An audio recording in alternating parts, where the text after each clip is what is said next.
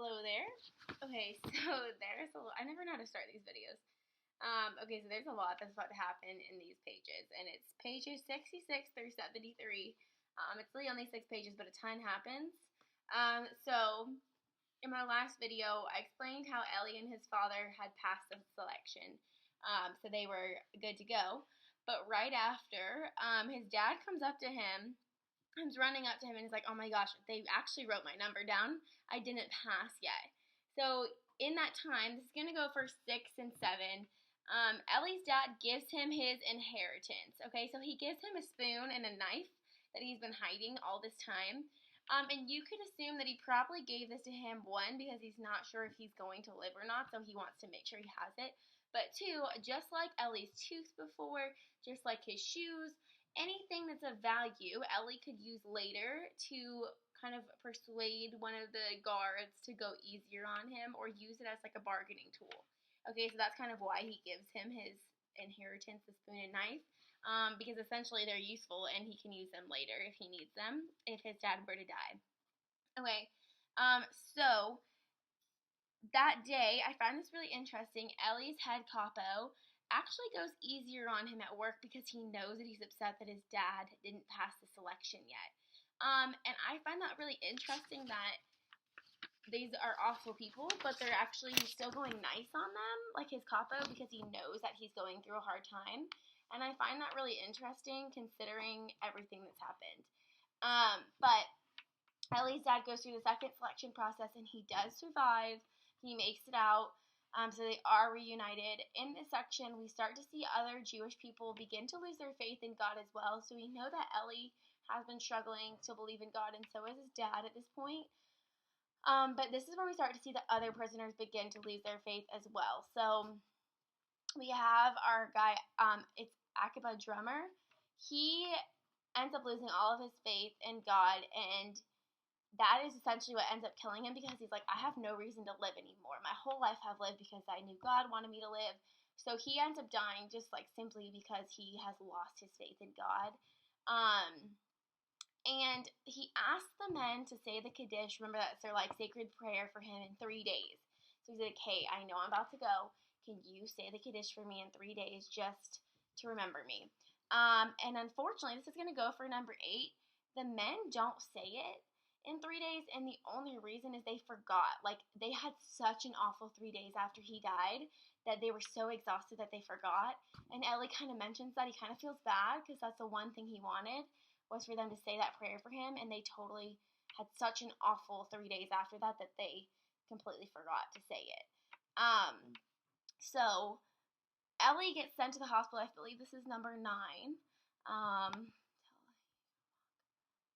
Should get well. Okay, I'm just making sure I get my questions for you guys. He ends up going to the hospital because his foot began to swell because of the cold. And basically the doctor said, hey, we can operate or you're going to lose your toes or even your whole leg. So Ellie's thankful the Jewish doctor was the one that decided to do it and not like an SS guard. So he does have a Jewish doctor helping him out here. And his neighbor in the hospital, I guess this is for number 9, the second part, tells him to get better and get out of there as soon as possible. Because you're thinking, right, the guards and the Nazis, they want to kill anyone that's not useful to them. So if you're sick, you're probably not very useful. So his neighbor's like, hey, there's selections in this hospital way more often than there are in the camps, so you need to get better as soon as possible because if you're not better, they're going to kill you. And weirdly, Ellie, like, doesn't really believe him, which is kind of strange.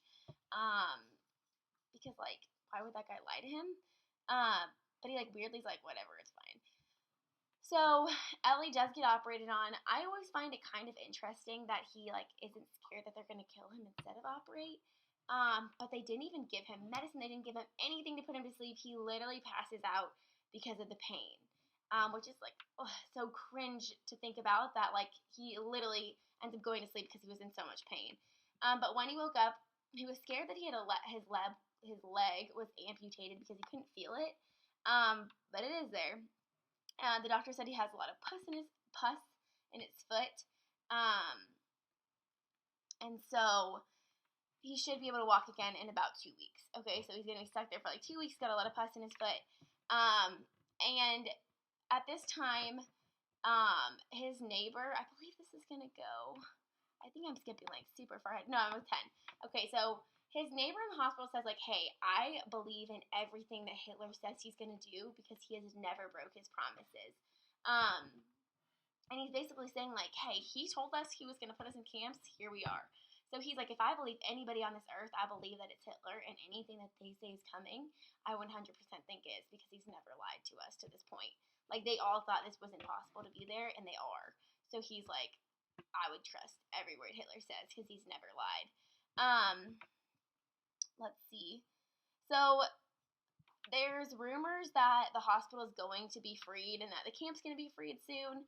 And so the hospital and the camp ends up being evacuated. So they're being evacuated to Buna because they were scared that they were going to be freed and that they were going to be liberated soon. So all of the guards get them all together to be moved. Sorry, not to Buna, but get moved, evacuated out of Buna to another camp. Okay? So with that being said, Ellie kind of has a choice here. So this is for number 12. There's so much happening in this section. Sorry, guys. For number 12, he has a choice. He can stay in the hospital, get better. Remember, he was supposed to stay for 2 weeks for his foot to heal, and he's still in the hospital. Or he can go, and obviously we know this whole entire book, his dad is the only thing that's been keeping him alive. Okay, so he decides to evacuate with his dad because he cannot imagine, like, going on. He knows if he gets separated that the chances of him finding him again are slim to none. So he does end up evacuating with his dad. Because we know that he's going to stay loyal to him.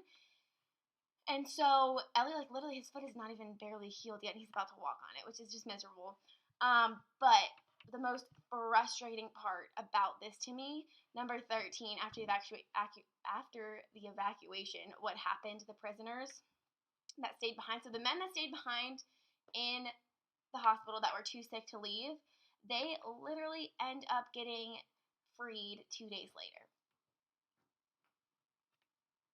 Okay, so Ellie literally decides to go with his dad, and 2 days later, all of the men that stayed behind in the hospital end up getting freed. Just like another one of those moments where you're like, you were so close, and then, it's just so irritating. But I mean, he had to stay with his dad, so. But during their evacuation, literally, it's so cold. It's snowing. That's all Ellie keeps talking about is how bad it's snowing.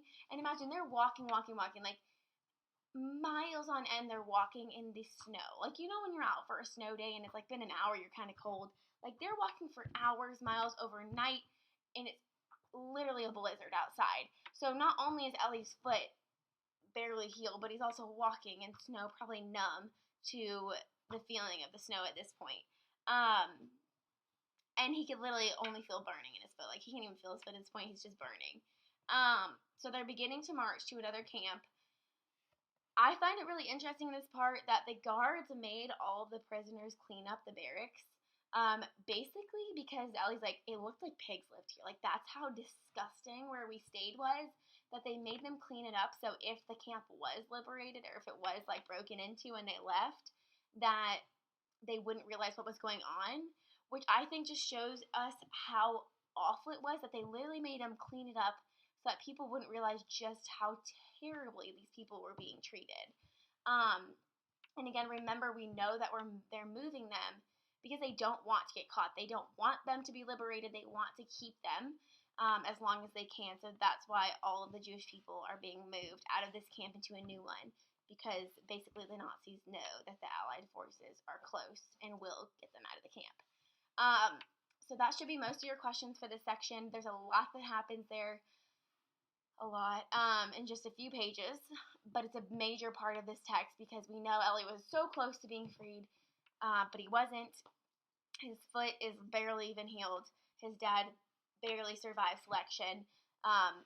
So we can only imagine the state that their bodies are in at this point of the book, right?